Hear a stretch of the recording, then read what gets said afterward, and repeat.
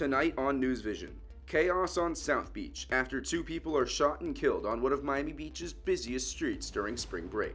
We'll tell you what authorities are doing to prevent further violence. We have the police presence we need, but events are still happening and crimes are still happening. So the only solution at this point is just to stop spring break. Plus, TikTok may be on the clock.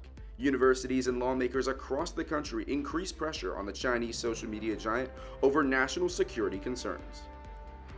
We've made very clear our national security concerns about that particular application. That's why it's been banned on government devices.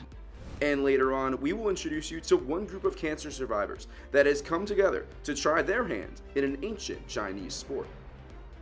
So I get out there in that boat and I forget about all the problems on the water.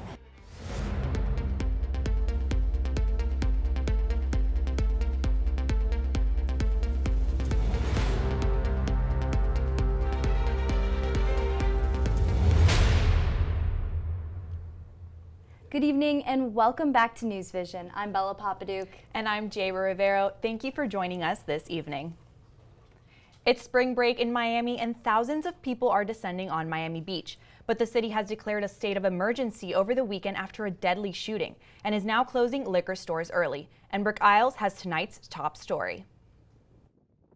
Every year, hundreds of thousands of people travel to Miami Beach for spring break. But once again, the fun has been cut short because of violence in the streets. I mean, I know a lot of people drink here and they want to, turn up and everything, but it's like, I feel like that's probably the problem, drinking and mixing, because you're not really in control of your emotion or yourself at that point. This is Abish's first time visiting Miami, but the violence has left him and others looking over their shoulders. And that kind of made me and my group of friends, more cautious. Yeah, unfortunately, it's gotten a bit out of control the last few years. A few knuckleheads are spoiling it for everybody else. Last weekend, spring breakers could stay out all night. But after 2 deadly shootings on Saturday and Sunday, the city ordered a curfew starting at midnight. And many visitors were not happy with the city. Look, man, I traveled a long way to be here, so it does suck that we have to go inside a little bit early. This is where all the activity is. Crime is clearly the #1 problem local officials say they must address. But making sure residents' lives aren't affected by tourists is a close second. Look, we don't want spring break. We don't ask for it. We don't advertise for it. We don't want people to come here for it. We don't think it's particularly good for a residential community to have tens of thousands of young people. But one lawyer who represents many Miami Beach businesses says Mayor Gelber is being disingenuous. We, like the city of Miami Beach, doesn't want spring break. I mean, that's just categorically not true, right? I represent plenty of people who want spring break. Last Tuesday, a District 11 judge ruled in favor of a new city ordinance restricting liquor sales at large venues south of 5th Street. The law would take effect in 30 days and ban the sale of alcohol after 2 a.m. at venues with more than 100 people. Mayor Gelber took to Twitter after the ruling, saying this is a residential neighborhood that should not have to endure 24-hour nightclubs. But one of the businesses Mr. Burstand represents is the nightclub Story.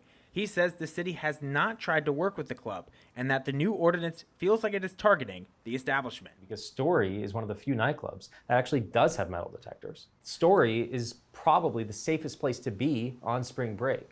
And so to shut down Story because half a mile away on Ocean Drive, there's a crowd that the city commissioners haven't been able to figure out how to handle really makes no sense. The club says they will appeal the judge's ruling, but city officials say laws like these will keep spring breakers and residents safe. Reporting for UMTV, I'm Ember Kiles. On top of spring break, people are arriving in Miami for Ultra this weekend, which is one of the largest electronic music festivals. Reporter Charlie Hill joins us now live from the location of the festival in downtown Miami. Charlie, what can we expect this weekend?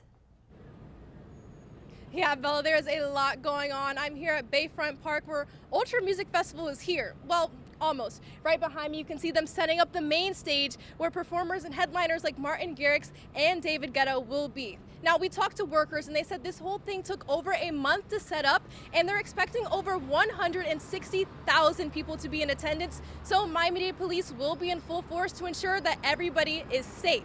And amongst other safety issues, police and fire rescue are expecting to deal with issues like drug use, trafficking, dehydration, and theft. The event starts tomorrow, but for now, live for UMTV at Bayfront Park, I'm Charlie Hill. Thank you, Charlie. After 2 years, a business project funded by the Miami Downtown Development Authority remains unfinished. And as Wyatt Kopelman explains, that has only raised more uncertainty for some local businesses. Businesses in downtown Miami expect to thrive. But a new 5-stage development project funded by the city is making owning a business challenging for many businesses on the street. It's very nice, beautiful, but unfortunately, it's not bringing no customers, no traffic of people in.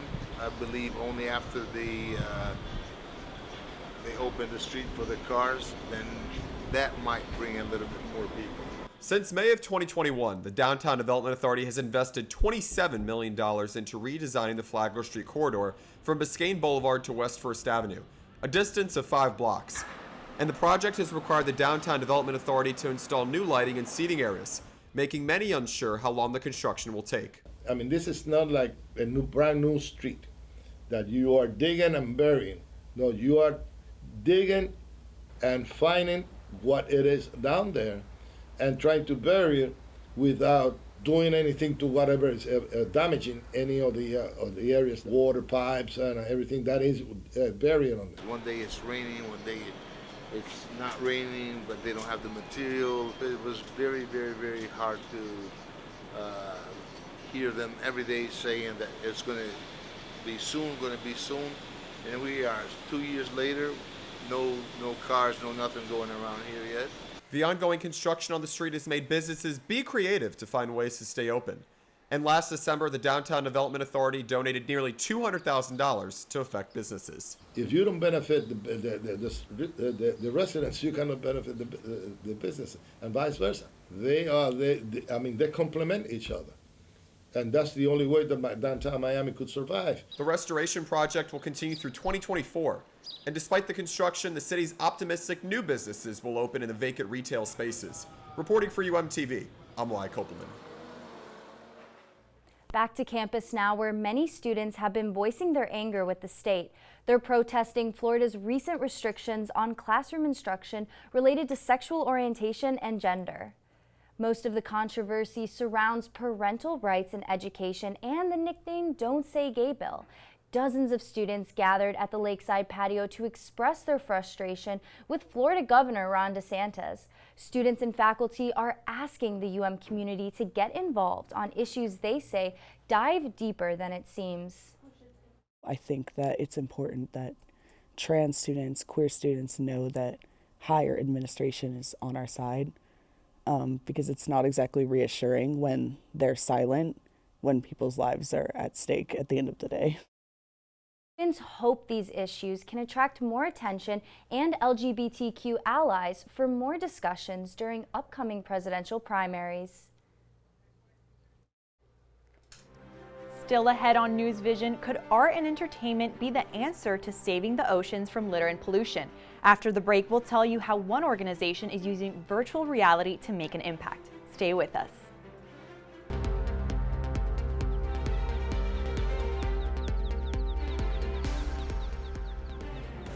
Russian President Vladimir Putin met with Chinese President Xi Jinping in Moscow this week to discuss China's proposal for resolving the crisis in Ukraine.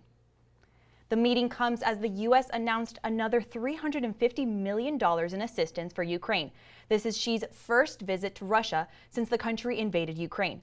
Last month, China's foreign ministry released a position paper on the Ukraine war, calling for peace talks and stating Beijing's opposition to using nuclear weapons. Xi also used Monday's visit to show his support for Putin's re-election next year. He and his regime keeps parroting the Russian propaganda that this is somehow a war of the West on Russia, that it's some sort of existential threat to Mr. Putin. That's just a bunch of malarkey. Ukraine posed no threat to anybody, let alone Russia. Many Western leaders remain skeptical about Beijing's role as a peacemaker. The U.S. has encouraged the Chinese president to speak with Ukrainian President Volodymyr Zelensky to get his perspective, but no talks have been confirmed between the two. Millions of Americans use TikTok daily, and hundreds of thousands have used it to create and share their own content. However, the app's future on college campuses in Florida is up in the air with a new proposal from Florida's Governor Ron DeSantis. Cal Friedman has more.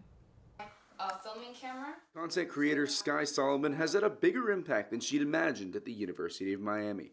She considered late, so it's a surprise that this junior has brought hundreds of fans to Coral Gables, virtually and physically. I literally had this boy come up to me and he was like, I can see myself through you, like living the life at University of Miami. And like that was the one day where I was just like, wow, like this is insane. Solomon has nearly 300,000 followers on TikTok. The social media sensation has boomed in popularity since its inception. TikTok has taken over the lives of social media users all across America. According to Time magazine, 80 million monthly users use TikTok, 60% of whom are between the ages of 16 and 24. But that age group has some concerns about where they can use the app going forward. Data concerns have already shut down the app in Washington, D.C., ahead of testimony from CEO Shou Chu. As you also know, we've made very clear our national security concerns about that particular application. That's why it's been banned on government devices. Meanwhile, Florida Governor Ron DeSantis proposed the shutdown of TikTok on university Wi-Fi due to concerns with spread of misinformation and data security. Network security and data security for us is like priority one after like public safety. We spend millions and millions of dollars on network security for our college. The University of Miami would still be exempt from DeSantis' proposal as a private university, but UM could still lean towards these proposals. Although Miami is a private institution, we do rely upon federal funds for student aid and for a lot of our research grants. So I think that's a horrible idea. I have learned so much from TikTok professionally. A lot of the times our generation is getting important details like that are going on in the world from TikTok, from professionals like news broadcasters who have TikTok that are letting us know what's going on in a friendly manner. It's still to be determined on how many other schools will follow suit with DeSantis. Reporting for UMTV, I'm Cal Friedman. The Federal Reserve has announced a quarter-point interest rate hike at Wednesday's meeting. The increase comes amid high inflation and concerns about the U.S. banking system. This was the 9th straight interest rate increase since the Fed started tightening in March 2022 in an attempt to bring down record inflation. The federal fund rate stands at about 5%, with more tightening expected despite multiple high-profile bank failures. And during his press conference, Chairman Powell assured Americans that their deposits are safe. You've seen that we have the tools to protect depositors when there's a threat of serious harm to the economy or to the financial system, and we're prepared to use those tools. And I think depositors should assume that their deposits are safe. The Fed is forecasting another quarter-point hike at their next meeting in May, since inflation remains way above the central bank's 2% target. More than 420,000 students in the Los Angeles Unified School District are on their 3rd day of staying home from school because of a massive service worker and teacher strike. Local 99 of the Service Employees International Union is made up of teacher aides, special education assistants, bus drivers, custodians, and other staff. Its workers walked out on Monday after waiting for new pay and contract deals for years. They went on strike after nearly a year of failed negotiations with the LA Unified School District. The union workers say average salaries in the district are around $25,000, and many school employees have to work additional jobs to make ends meet. The Manhattan grand jury hearing on former President Trump's alleged hush money payment to adult film star Stormy Daniels did not meet on Wednesday, delaying any indictment of the former president. The payments were allegedly made just days before the 2016 election. Although paying hush money is not illegal, the Manhattan District Attorney Alvin Bragg claims it violates campaign finance laws. And in 2018, Trump's former attorney Michael Cohen pleaded guilty to tax evasion and breaking the campaign finance laws relating to the 2016 payment. Speaker McCarthy spoke on the matter, saying political differences should be separated from justice. It doesn't matter what side of the issue you're on. It doesn't matter if this was President Trump or if this was a Democrat. It should be equal justice in America. And stop going after people because you have political differences. Trump denies wrongdoing but has made claims that he expects to be arrested, calling for protests to, quote, take our nation back. And police departments across the country are preparing for any backlash to the possible arrest. Could art and entertainment really be the answer to saving an ocean flooded with litter and pollution? As Ainsley Vetter shows us, one organization here in Miami is here to encourage people to start doing their part. There are things we need as humans to survive: food to eat, air to breathe, and jobs to support ourselves. But these things could literally float away if we don't start trying to protect our ocean. With National Geographic reporting over 5 trillion pieces of plastic in the ocean, one organization has arrived in Miami using a method they call impactainment to spread awareness and spark action to conserve the ocean. We're trying to provide fun, immersive experiences for audiences, from families during the daytime to premium fine dining in the evening. Hetwer's organization, entitled Our Hidden Worlds, created the Our Ocean, Our Future pop-up exhibit. It features immersive screens, conservation-focused artwork, cocktails with ingredients that will help rather than hurt the ocean, such as kelp and mangrove honey, and a 360-degree immersive experience. I think it's great because you're immersed in the ocean. You see what it's like from above the water, and then when you're in the water, and it makes you feel like you're actually in it. So I think it's a really good experience. Hetwer says the exhibit focuses on issues where people can physically make a change, such as single-use plastic prevention, like avoiding plastic cups and straws, and choosing to eat foods with ingredients from regenerative farming practices. But Hetwer says the mission is far from over. If you have a good time, if you have a positive emotion, your mind is usually open to making changes, and that's what we're trying to promote here. Reporting for UMTV, I'm Ainsley Vetter. Thank you, Ainsley. We told you earlier about the preparations for the Ultra Music Festival this weekend. But will the weather hold out? Our webcaster, Quinn Davidson, has more. Quinn? I honestly do not think Ultra could have been chosen on a better weekend here in Miami. The weather is supposed to be absolutely spectacular. Right now we are comfortable sitting at 77 degrees here in Miami, 79 in Naples, and a bit warmer in Fort Myers at 83 degrees. There is a high pressure system situated over the Atlantic Ocean, allowing for those eastern flow of winds to come into our region today, which allowed for that cooler beach breeze. This is not the case over the next few days, as temperatures are gradually going to increase. As that high pressure system moves closer, the winds are veering in from the south, allowing for that warm Caribbean water and air to flow into this region, allowing for that uptick in those temperatures. Looking at that high temperature forecast, the average temperature for this time of year is 81 degrees. Nearly every single day in the next 7 days is forecasted to be above that average. You can see that gradual warming trend, reaching 85 degrees by Tuesday, 84 on Monday, and then cooling down just a bit for some relief on Wednesday and Thursday. We'll be in the low 80s. Looking at our beach forecast, the rip current risk is still high with those eastern winds, so definitely heed instructions. We love to care about safety here at the beaches. And speaking of safety, if you are in the south or know anyone in these areas in the south, there is a moderate risk of severe weather in the areas in the red, and an even more severe risk of a 15% chance of an EF2 tornado or stronger within a 25-mile radius in the areas in the red. So definitely a very dangerous situation unfolding in those areas tomorrow. So definitely, if you know anyone in those areas, make sure they are staying weather aware. And looking at our 7-day forecast, we have temperatures in the mid-80s, gradually warming up to the upper 80s and then cooling down by next week. Andrew?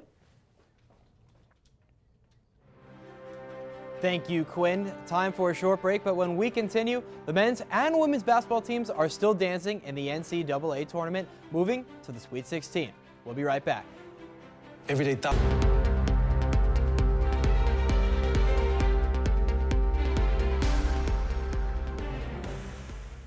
Thank you for staying with NewsVision. I'm sports anchor Andrew Klein. On Monday, the Hurricanes women's basketball teams played one of the greatest games in program history, advancing to their first Sweet 16 since 1992. Let's take a look at how they got it done. First period, pick things up here. Lola Pendande going to work. She fires, fading, knocks that one down. 19 on the ball game for Lola to lead all Hurricanes. Now Miami in the fast break. Jalea Williams weaving through defenders.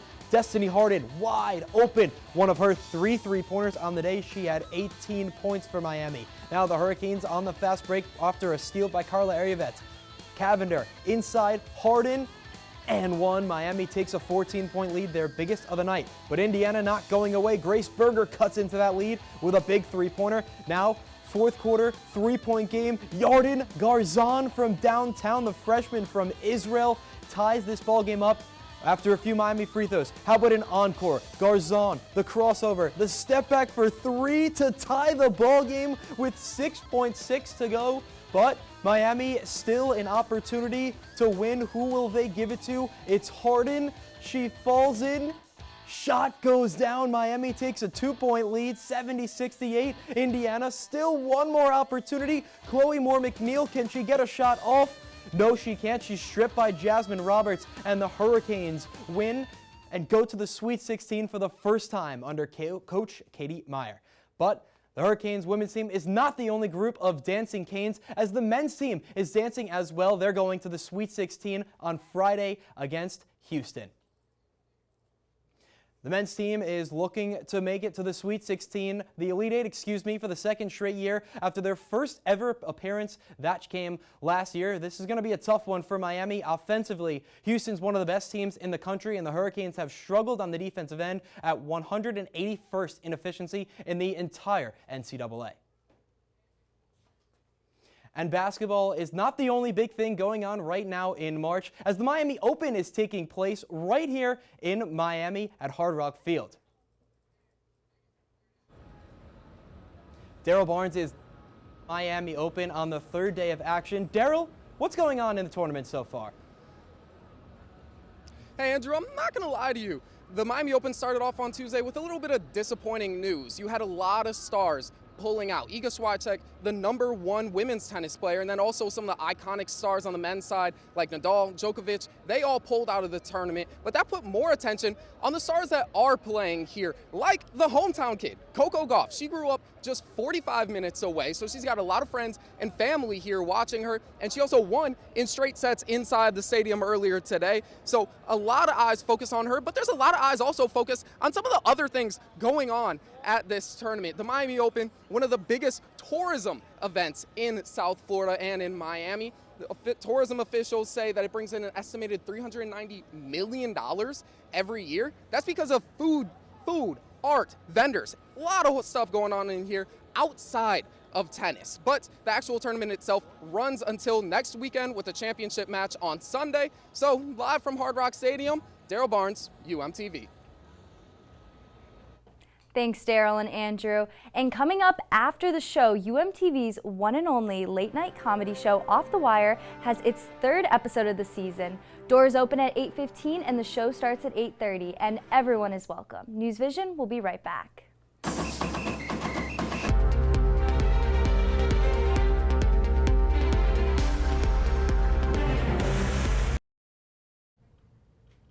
Thank you for staying with us. An on-campus organization called Art of Healing has been trying to help children in need.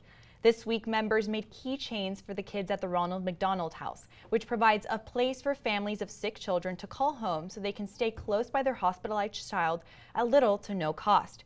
Every other week, the Art of Healing organization visits the Ronald McDonald House and does arts and crafts with the kids there. Everyone is welcome to participate in Art of Healing activities, but if you can't make it in person, the organization hosts events on campus every month where students can do arts and crafts for kids. One ancient Chinese sport is said to limit the side effects of breast cancer treatment, but how can a sport decrease the chances of cancer? Reporter Ryan Marshall explains. Across the Rickenbacker Causeway in Biscayne Bay, a team of breast cancer survivors gather weekly to participate in a unique sport. Dragon boating is a mind-body thing. I often feel like it's an active meditation. It's called dragon boat racing. The sport is more than 2,000 years old and dates back to ancient China. In 1996, Canadian doctor Don McKenzie discovered that rigorous upper body exercise in breast cancer survivors could decrease their chances of developing a severe side effect after cancer treatment called lymphedema. And after Dr. McKenzie's scientific breakthrough, a group of breast cancer survivors in Vancouver, Canada, were the first people who attempted to tame the dragon. He did a study, and after 1 year, he said, okay, ladies, I have all of my material, I'm done.